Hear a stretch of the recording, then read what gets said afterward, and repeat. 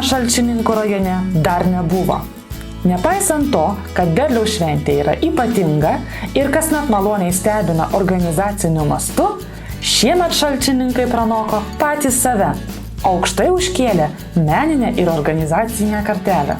Tradiciškai renginys prasidėjo šventomis mišiomis, kurias aukojo Šalčininkų parapijos klebonas kunigas Ruslan Vilkel.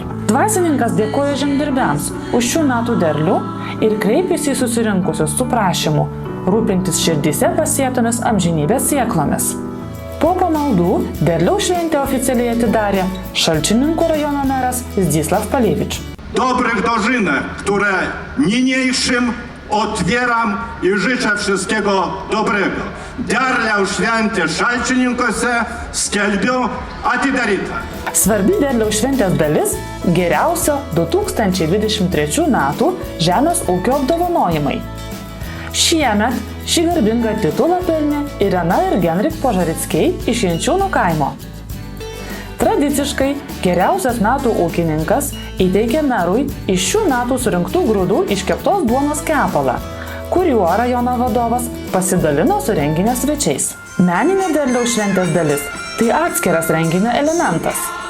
Sentimentalus pabaigtuvių vaidinimas palietė žiūrovo širdis, sužadinęs praeities dvasią. Gražių spektaklio tęsiniu tapo liaudies muzikos įkvėptų kolektyvų Solčanė, Solčanka, Turgelenka ir Lalinka pasirodymai. Audringi plojimai, Lopšelių darželių pasaka ir vyturėlis auklėtiniams privertė vaikus pasijusti tikrais artistais. Scenoje taip pat išvydome šokių kolektyvą Smile, Šalčininkų Stanislovo Moniuškos menų mokyklos pučiamųjų instrumentų orkestrą, akordeonistų ansamblį, o taip pat baleto skyriaus mokinius. Vakaro žvaigždė tapo nepakartojama Džordana Butkutė, kurios pasirodymas tiesiog įelektrino publiką. Dainuoti kartu su dainininkė prie scenos atėjo daugybė gerbėjų. Tai bent pasirodymas. Vakaras Šalčininkuose buvo iš tiesų pašėlęs. Kaip ir kasmet, derliaus šventės dalyvius traukė seniūnijų kiemeliai. Iš kur tiek daug fantazijos ir kūrybiškumo?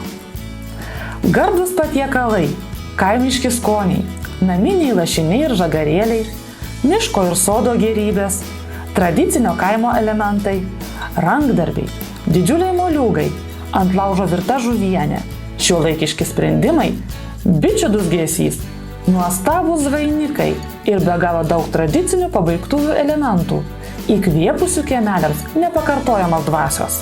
Derliaus šventės torto puošmena buvo Lenkijos televizijos vasaros trasos koncertas Šokanti Lietuva. Šalčininkų ir ne tik.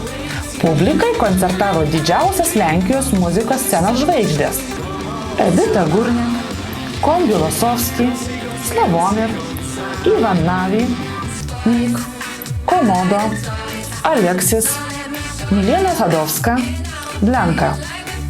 O kartu su jais ir šių metų Eurovizijos dalyvė Monika Linkytė. Atmosfera prie scenos buvo nepakartojama.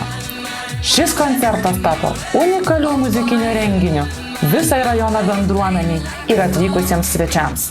Taigi, derliaus šventė praūžė, tačiau prisiminimai ir patirtos emocijos išliks ilgam. Dėkojame už dalyvavimą. Iki pasimatymo kitais metais.